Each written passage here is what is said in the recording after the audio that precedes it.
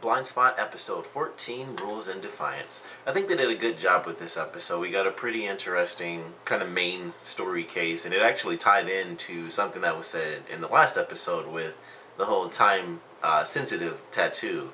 So I thought it was pretty cool the way everything kind of panned out. I figured, of course, that things weren't going to go too well and Zapata was going to end up actually getting captured and things would kind of go awry. And I think as they kind of went through it, it was still pretty interesting because we had a little bit of what happened in the last episode where it's like, there are certain iffy things that happened, of course, with Jane's testimony. So it's like, we have our couple of people looking into that, which doesn't really come into play until the very end of the episode. But we still have the stuff between Reed and Weller about Reed dating his sister, and we have more, like, Zapata, just this whole episode it was like the case itself was like, all right, the case went wrong. That's one thing, but she is always in a crappy position. It's like it starts off, she's being threatened by this guy who's in like a gambling ring, so she's got issues with that. Then Carter comes in and he's blackmailing her and like, here's a bunch of money so that you will spy on Jane so we can get some answers. And then it's like, yeah, we know that you did all this and some other extra stuff, and now I believe it was a DA or something like that. He was like, you can help me or not, and I'll just threaten you. And so she's always in this position where she just keeps getting blackmailed. And it really sucks to see that happen to her character. But now she has to help this guy kind of with what he wants to do. And I'm assuming what he's looking into is going to involve Mayfair in that case that we got a while back during the flashbacks and everything with her and her girlfriend. So I'm assuming that's what he's going to be looking into, and of course Mayfair is the only, person that can give any answers to that now because the other two people are dead. So I'm not sure exactly how that's going to play out because she'd be the only one, and based on that one episode with the flashbacks, it seemed like everything kind of got wiped away anyway, and anything that was released, it was kind of released, on an unknown sort of basis, so no one knows who's really attached to it. So I'm not sure exactly how he plans to get whatever, and it could be something totally different. I'm assuming it involves Mayfair because he mentioned it involves, going after, heads of the company or of the organization. So not really sure how it's going to play out, but once again, Zapata's in a crappy blackmail situation, so that really sucked. And then they have the case start off and everything, and it seems like it's going fine, and of course she gets captured to take the necklace and everything.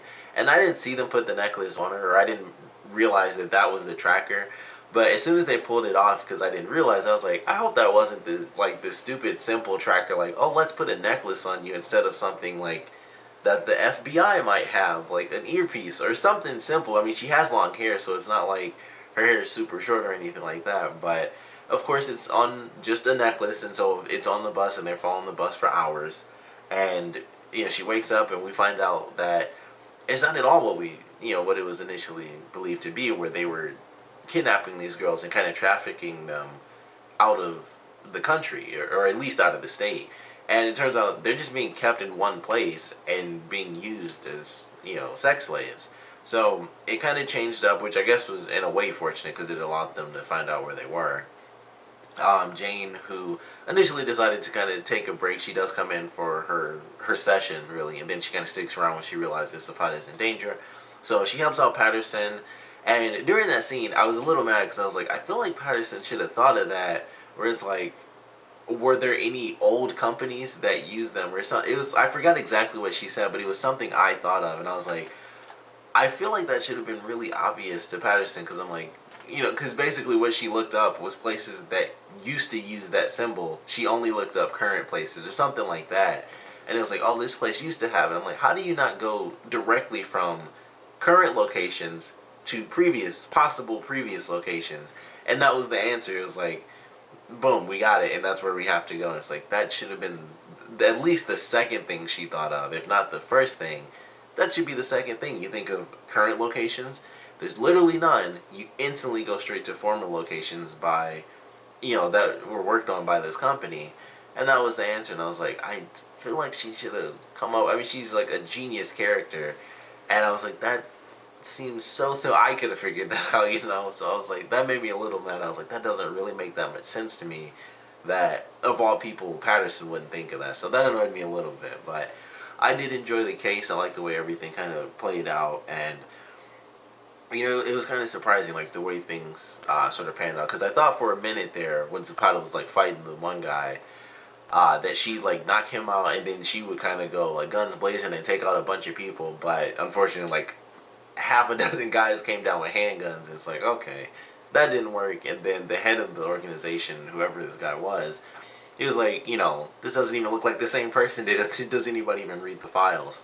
So it just got really weird. And I was glad that she didn't die, because I was, for like a split second, I was a little worried. I was like, they aren't going to kill her off. I know she's going to make it. But for like a split second, I was like, I'm a little worried. Like when they were kicking at the door and they kept kicking and everything, I'm like, I highly doubt that they aren't, that, because they wouldn't give up or anything. And that was another thing. I thought they should have just shot at the door. I know it had a giant bar on it, but I'm pretty sure he like lifted the bar up or something. I don't know. Maybe there was some stuff I couldn't see because of the way it was shot and everything. But I was like, I'm pretty sure he lifted the giant bar off and everything, because he used like cloth to lift it because it was burning hot. And so he used cloth to lift the bar up. It was just like locked or something. And they're just kicking on. I'm like, they can't just shoot like, hey, go to the left side of the door, something like that. And then they just blow that thing to pieces and then kick it. But they kept kicking, and finally they all get out. So everything worked out pretty well. And then it gets to kind of the aftermath of this episode, where, of course, Reed gets knocked out. He finally gets close to an answer, and then he instantly just gets knocked out right after. And I'm assuming it was Oscar that did it, but we technically don't know who did it, but I'm assuming it was him. So he sees Oscar in Carter's car, and so that's our little bit of info. And he texts Mayfair, so she knows that something happened. So if he disappears, she knows something weird is going to be going on, even weirder than what's already happening. So I'm curious how they're whether or not he's going to be like knocked out and kidnapped, or just knocked out. And it wouldn't make sense to knock him out for no reason. So I'm assuming he's going to end up being kidnapped. And because his text was just like, hey, I'm onto something, instead of what any normal person would do, be like, this is exactly it, because that's TV. They always say, I got the info, but they never get to say it because they get knocked unconscious. So I'm sure he'll be gone. Well, he won't be gone, but he'll be somewhere else in this next episode.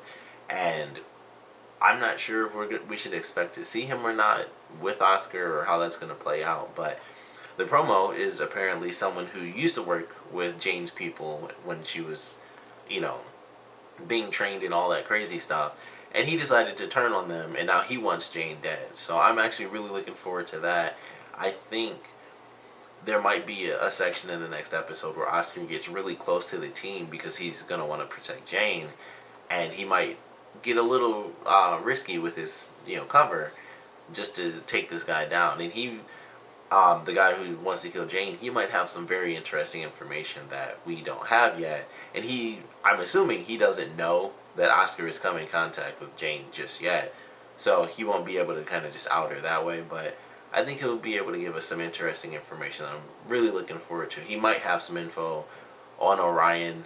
He is inside of, I believe it was, I think he was with the CIA or something like that, or he was with SWAT. I can't remember what was on his vest, but I think he was with the CIA. So I'm definitely looking forward to that, because he can give us some information.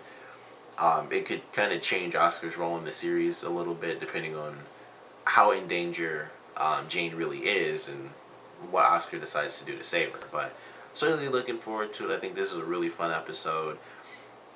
It really does suck that Zapata is in such a crappy situation. She had a crappy episode. Like, she's getting, she meets the guy who has her house bugged and everything, and he throws the felony stuff at her, sharing FBI info with the CIA. So she's just being blackmailed again to help somebody else who kind of sucks, admittedly. I mean, he's blackmailing somebody, so she's just in a crappy situation. And then the case was a whole crappy situation, but she came out on top with that one. And now Reed's knocked out, he'll be kidnapped and somewhere, who knows where. So I am looking forward to this next episode. So of course, I definitely want to know what you guys thought about this one. So please comment below, let me know your favorite parts, least favorite parts. And with them knocking out Reed at the end of this episode, after he finally got that bit of information, how do you guys think that's going to affect the next episode? Because the whole promo was like, it's all about this guy wanting to kill Jane. But if one of their agents is missing, that's gonna be at least that's at least has to be the other half of this episode. So, or the next episode. So I definitely want to know how you guys think that's gonna affect the team, what it's gonna do to the story overall. Because I assume it'll get resolved by the end of the next episode, but they could carry it out where he's just missing because he has too much, good information, or it's a bit dangerous for Oscar. So they might have him trapped for quite a while. Who knows? But definitely want to know your speculations and what you guys thought about this episode in general. So please comment below, let me know, and thanks for watching.